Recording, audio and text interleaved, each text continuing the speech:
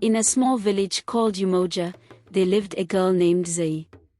Zai was kind-hearted, always helping her friends and family.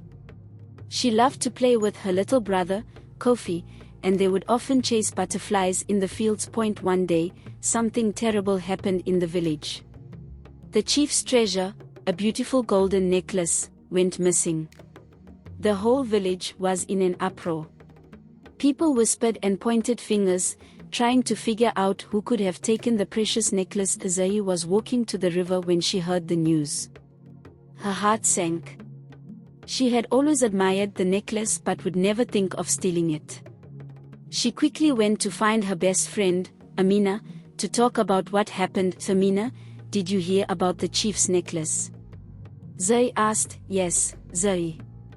Everyone is talking about it. It's terrible. Amina replied. Later that day, as Zai was helping her mother fetch water, a group of villagers approached them. At the front was McKenna, a woman who always seemed to have something against Zai. There she is. She's the thief, McKenna shouted, pointing at Zai. Zai's eyes widened with shock. I didn't take the necklace.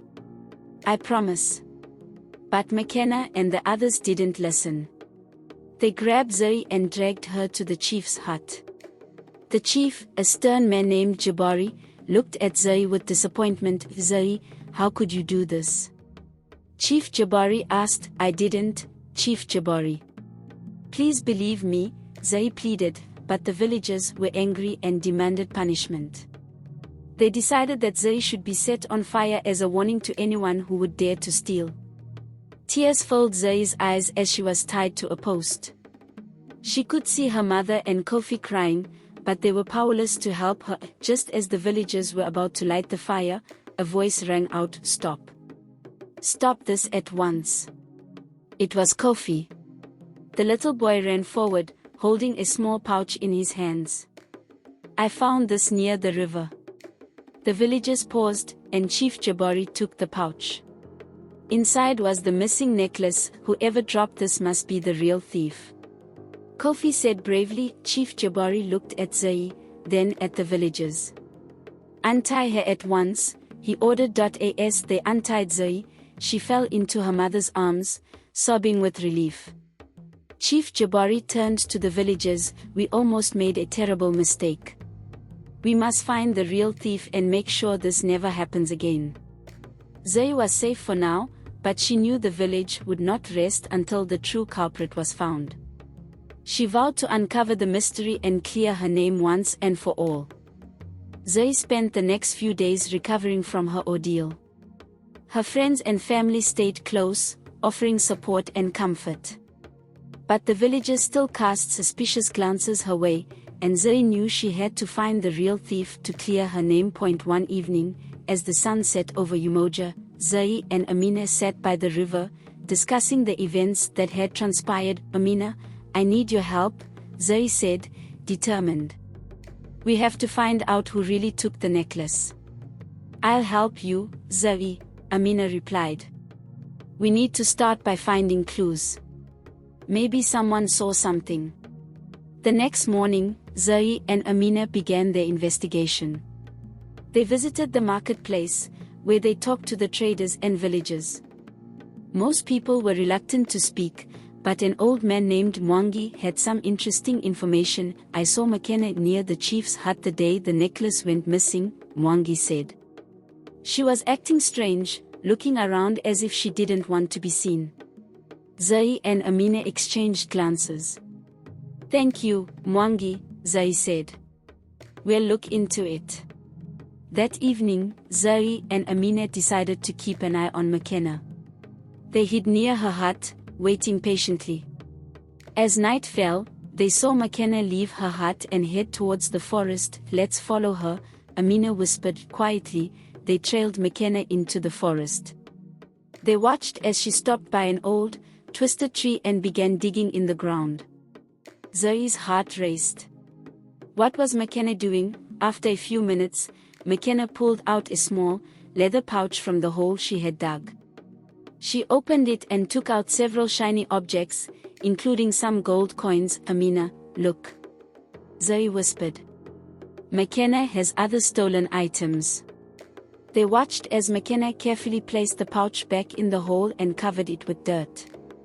Once she was gone, Zoe and Amina approached the tree. They dug up the pouch and inspected its contents. These must be from other thefts in the village, Amina said. We need to show this to Chief Jabari. Early the next morning, Zoe and Amina went to the chief's hut.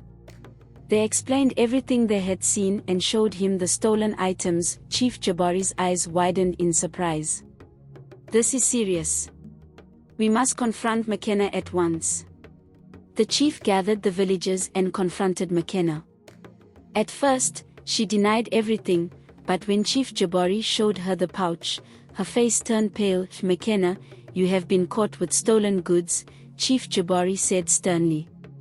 You will face punishment for your crimes, and Zoe's name will be cleared. The villagers murmured among themselves, ashamed of their quick judgment. McKenna was taken away to be punished, and Zoe was finally free from suspicion. Chief Jabari placed a hand on Zoe's shoulder. I am sorry for what you went through, Zoe. You have shown great bravery and determination. The village owes you an apology. The villagers gathered around Zoe, apologizing for their actions and thanking her for finding the real thief. Zoe smiled, feeling a sense of relief and justice. From that day on, the village of Umoja was more careful in their judgments, and Zoe became a hero among her people. She continued to live her life with kindness and courage, knowing that she had overcome a great challenge and cleared her name. Despite the villagers' apologies and the newfound respect they had for her, Zoe couldn't shake the lingering sadness from the ordeal. She knew there was still more to understand about why McKenna had stolen the necklace and the other items. One sunny afternoon, as Zoe was helping her mother in the garden, Kofi ran up to her, breathless and excited. Zoe, you have to come see this. A stranger has come to the village and wants to talk to you. Curious, Zoe followed Kofi to the center of the village, where a tall, elderly man stood talking to Chief Jabari. The man had a kind face and eyes that sparkled with wisdom. Oh, you must be Zoe, the stranger said, smiling warmly. My name is Mzibaraka. I am a traveler and a storyteller. I've heard about your bravery and came to see if I could be of any assistance. Chief Jabari nodded. Mzibaraka has offered to help us understand more about McKenna's actions. He believes there might be more to the story. Zoe felt a glimmer of hope. Thank you, Mzibaraka. We would appreciate any help you can offer. That evening, the village gathered around a large fire as Mzibaraka began to tell his stories. His voice was deep and soothing, and he spoke of faraway lands, ancient legends, and wise lessons. Finally, he turned his attention to the matter at hand. Sometimes, when people do wrong, there is more beneath the surface, Mzibaraka began. We must seek to understand, not just to punish. The next day, Mzibaraka, Chief Jabari, Zoe, and Amina visited McKenna, who was now being held in a small hut on the edge of the village. She looked up, surprised and wary, as they entered. McKenna, Mzibaraka said gently, we have come to understand why you felt the need to steal. Please, tell us your story. McKenna hesitated, her eyes filling with tears. I didn't want to hurt anyone. But my family has been struggling. My husband left, and my children are hungry. I didn't know what else to do. Zoe's heart softened. She could see the pain in McKenna's eyes.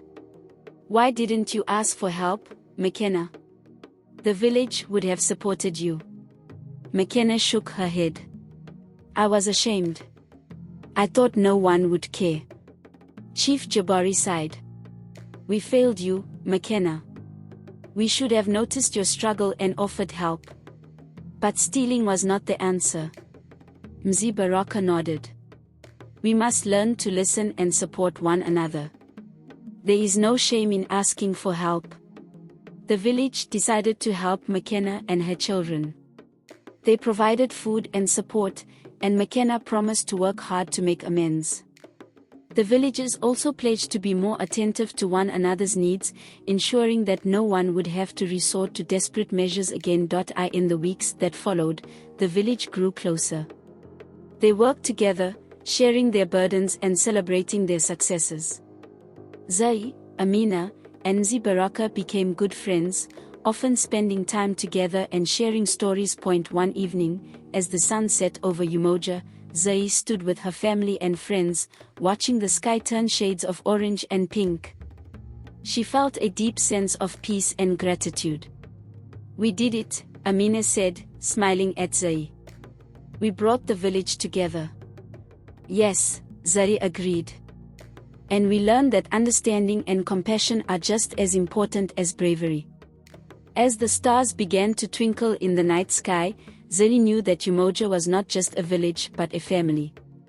And she was proud to be a part of it, knowing that they would always stand together, no matter what challenges came their way. The days in Umoja grew brighter and more hopeful.